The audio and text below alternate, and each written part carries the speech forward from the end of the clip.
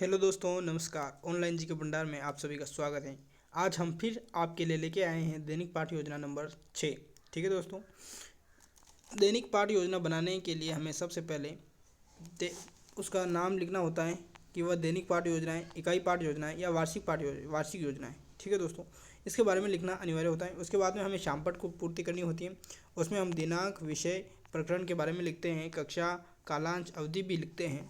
उसके बाद में हम दो पार्ट में लिखते हैं, विशिष्ट उद्देश्य और अपेक्षित व्यवहारगत परिवर्तन। ठीक है, उसके बाद में विशिष्ट उद्देश्य हमारे वे होते हैं जिससे हमारे पाठ जो हम पढ़ाने वाले हैं उसके बाद में बच्चों में क्या परिवर्तन होगा, बच्चों के ज्ञान में क्या परिवर्तन होगा, बच्चों के बोध में, मतलब बच्चे क्या सीखेंगे उस पाठ को पढ़ने के बाद में, ज्ञान उपयोग, उस ज्ञान का कहाँ उपयोग कर पाएंगे बच्चे, कौशल, मतलब पाठ को पढ़ने के बाद में ऐसा कौन सा कौशल उनमें विकसित होगा जो वो कार्य कर सकेंगे। ठीक है दोस्तों, ये कुछ होते हैं विशिष्ट उद्देश्य होते कहलाते हैं हमारे।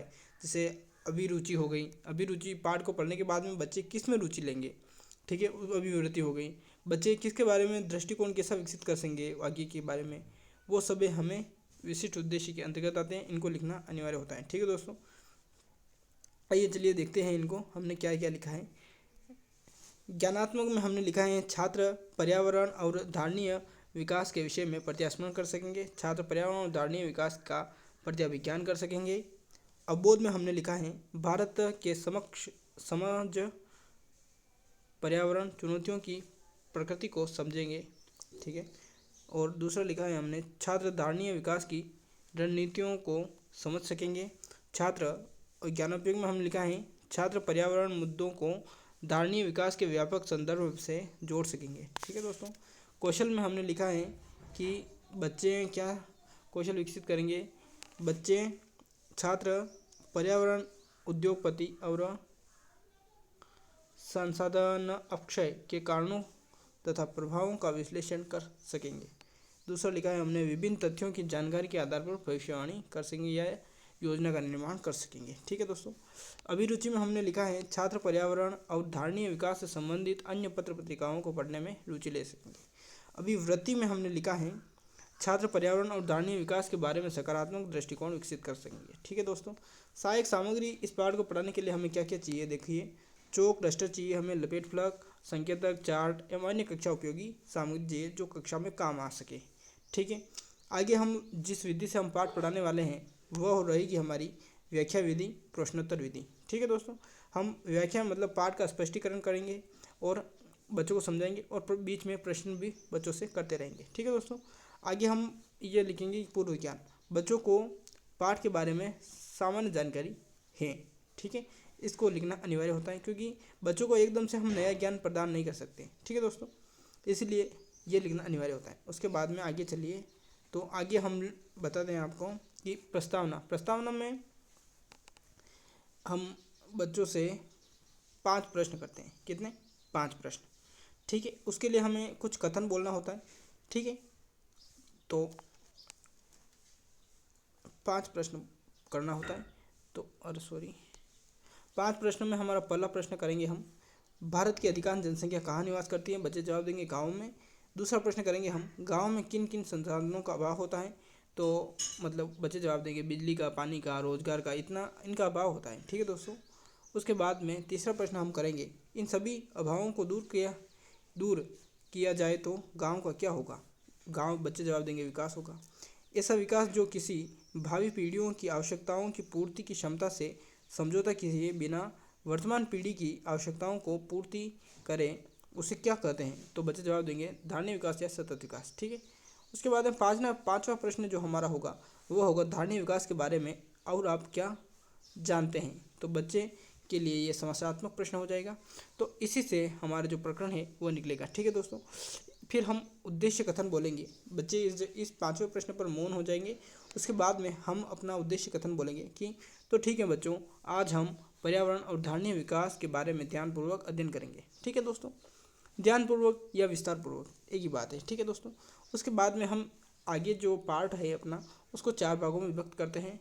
ठीक है, एक तरफ शिक्षण बिंदु लिखते हैं, दूसरी तरफ अध्यापक क्रिया लिखते हैं, छात्र क्रिया लिखते हैं तीसरी तरफ, और चौथी तरफ अपन शाम पर 4 लिखते हैं। शिक्षण बिंदु जो हम पढ़ाने वाले हैं उसको लिखेंगे। उसके बाद में उस शिक्षण बिंदु के अंतर्गत शिक्षक क्या क्रिया करता है उसको अध्यापक क्रिया के अंतर्गत लिखेंगे। उसके बाद में छात्र कौन कौन सी क्रिया करेंगे उसको छात्र क्रिया के अंतर्गत लिखेंगे। उसके बाद में हम जो शिक्षक जो बिंदु पढ़ा रहा है उसमें क्या इंपॉर्टेंट चीज़ें हैं उसको हम श्यामपट्ट सार में लिखेंगे। ठीक है दोस्तों, ब्लैक बोर्ड पर लिखकर बच्चों को समझाएंगे। ठीक है दोस्तों, पहले हम 2 विकासात्मक प्रश्न पूछेंगे बच्चों से कि धारणीय विकास को किस नाम से जानते हैं, तो बच्चे बोलेंगे सतत विकास।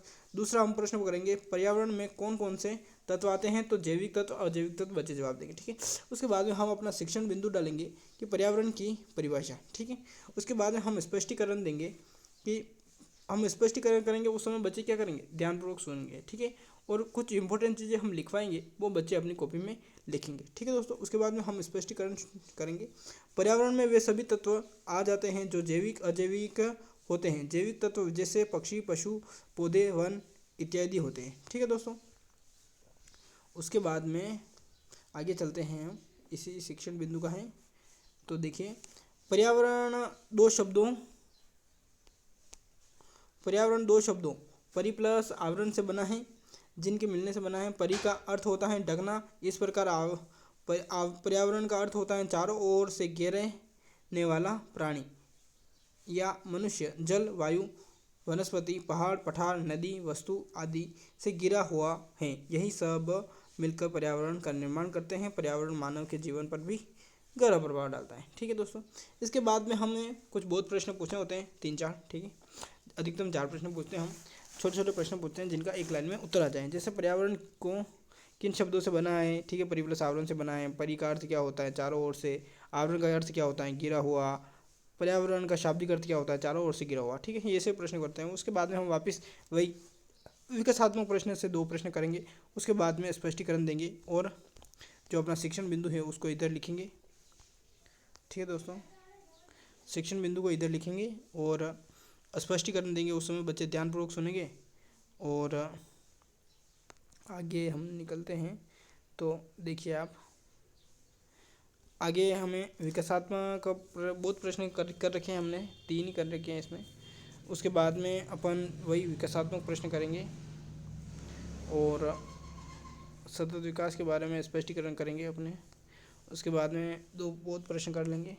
ठीक है, उसके बाद में अपन जो उनको मूल्यांकन प्रश्न हैं वो देंगे कि मतलब सतत मूल्यांकन प्रश्न। ठीक है, सतत विकास के कुल लक्ष्य कितने होते हैं। ठीक है, ये मतलब जो मूल्यांकन प्रश्न में हम ऐसे प्रश्न देते हैं जो छोटे छोटे होते हैं। ठीक है, जैसे अबसद वाले प्रश्न हो गए, असत्य सत्य वाले हो गए, रिक्त स्थान वाले हो गए, ऐसे प्रश्न। उसके बाद में अति लघुत्वात्मक प्रश्न दे देते हैं। ठीक है, उसके बाद में गृह कार्य एक ऐसा प्रश्न देते हैं जिससे उनका पूरा पाठ वापस क्लियर हो जाए। ठीक है दोस्तों, इस प्रकार से हम पाठ योजना का निर्माण करते हैं। तो कैसा लगा हमारा वीडियो पसंद आए तो वीडियो को लाइक करें और हमारे चैनल पर नए हो तो चैनल को सब्सक्राइब करें और ऐसे ही अन्य वीडियो की जानकारी के लिए हमसे जुड़े रहिए। मिलते हैं आपसे नेक्स्ट वीडियो में। ठीक है दोस्तों, थैंक यू, बाय बाय।